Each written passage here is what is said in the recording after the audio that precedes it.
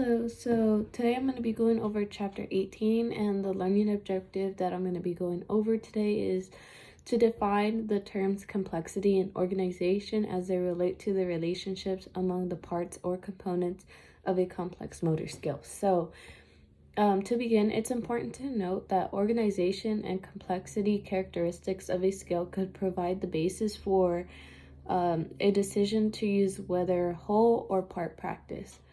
And the first thing that I'm going to do is define complexity. So complexity can be defined as the number of parts or components in a skill, as well as the attention demands of the task. So let's say for a skill that is considered to be highly complex, it would essentially have many components and demand much attention, especially for a beginner. So some examples, or an example of a complex skill could include like performing a dance routine, or maybe even getting into a wheelchair, especially for those who are older.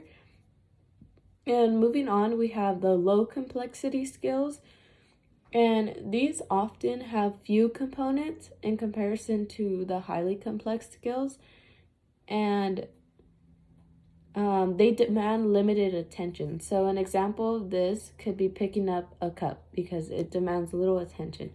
And another important thing to note is that complexity is distinct from difficulty. So those two are not necessarily the same thing.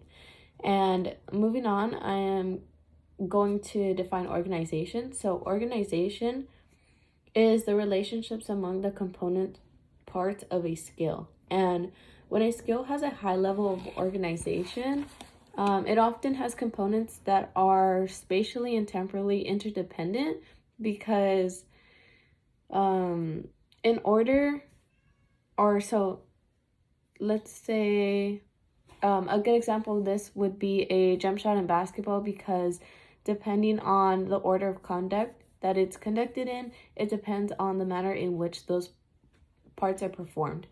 And then in comparison, we have the low levels of organization, and it is present in a skill when spatial temporal relationships among the component parts of a skill are relatively interdependent. And an example of this would be just handwriting certain words.